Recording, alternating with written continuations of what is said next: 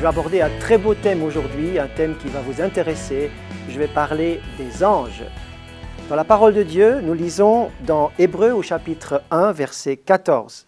« Ne sont-ils pas tous des esprits au service de Dieu, envoyés pour exercer un ministère en faveur de ceux qui doivent hériter du salut ?»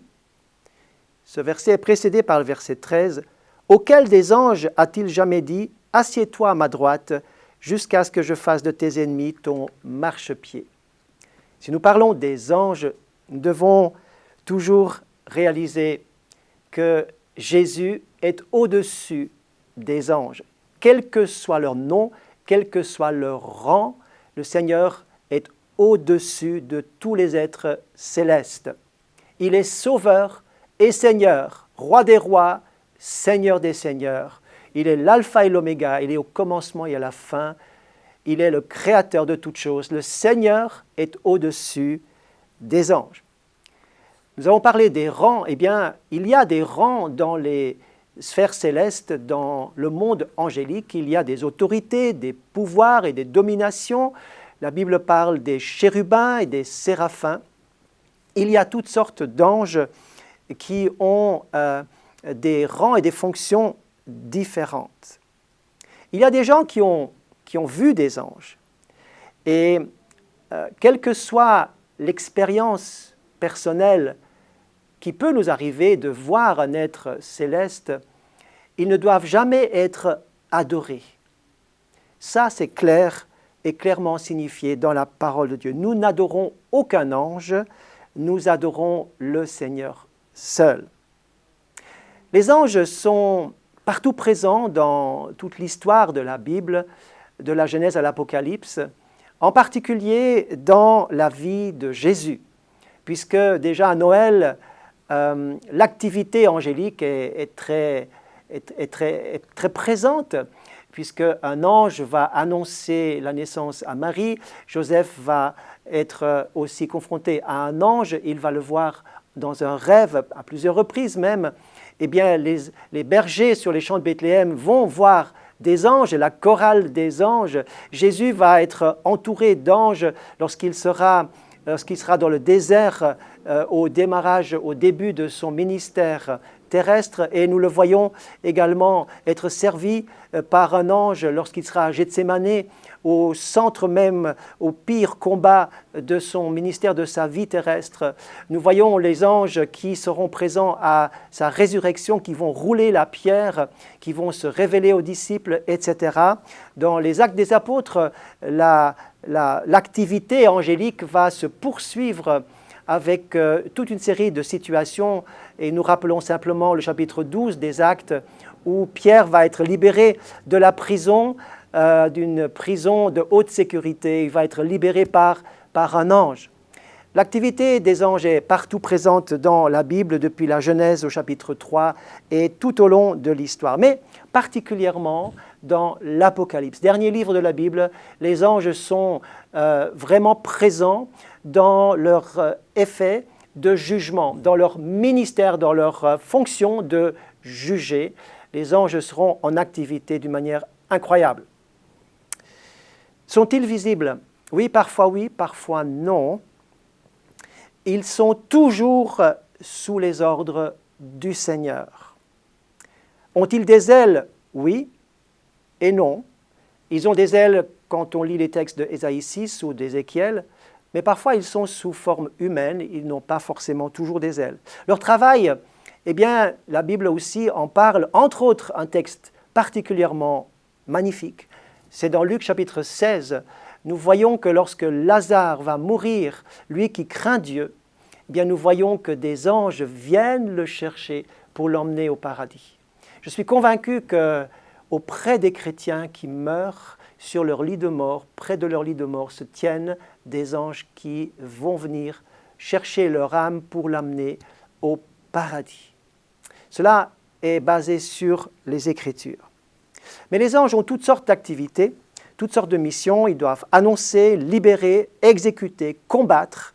Et ils sont des chargés de mission. Et ils vont également être des envoyés pour protéger les chrétiens.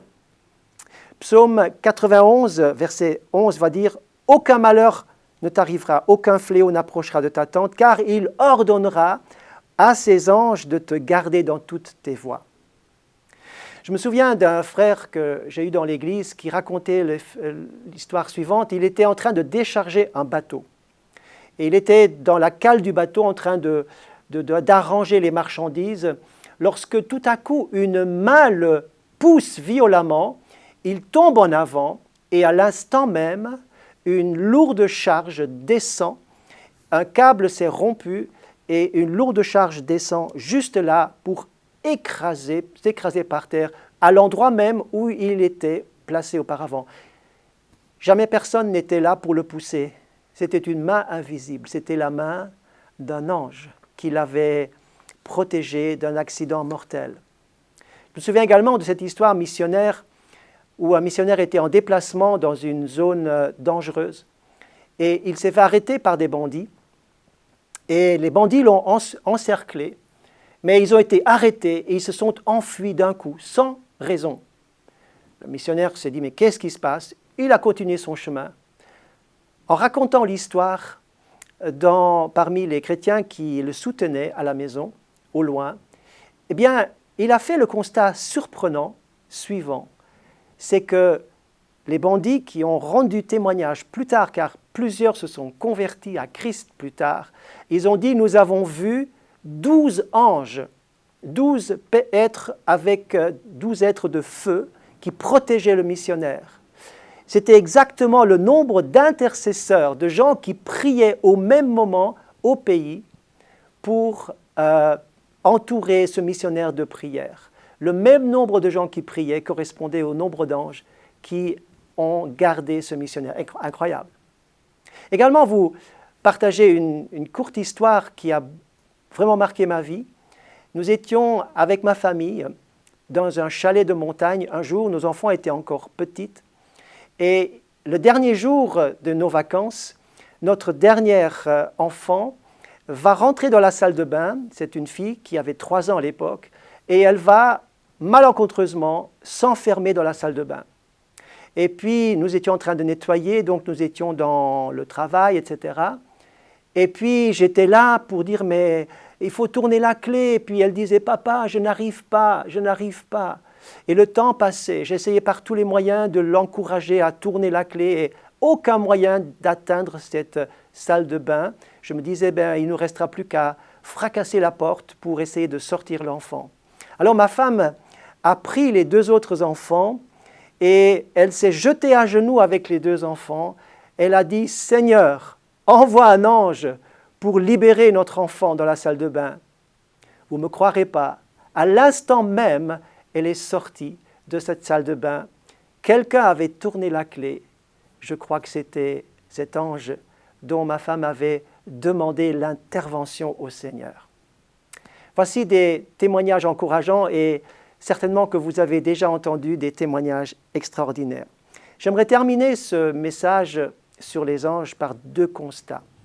Le premier, c'est que je remarque que bien des chrétiens s'intéressent beaucoup plus aux anges déchus, aux forces des ténèbres, aux forces mauvaises, aux esprits mauvais et impurs, plutôt qu'aux anges.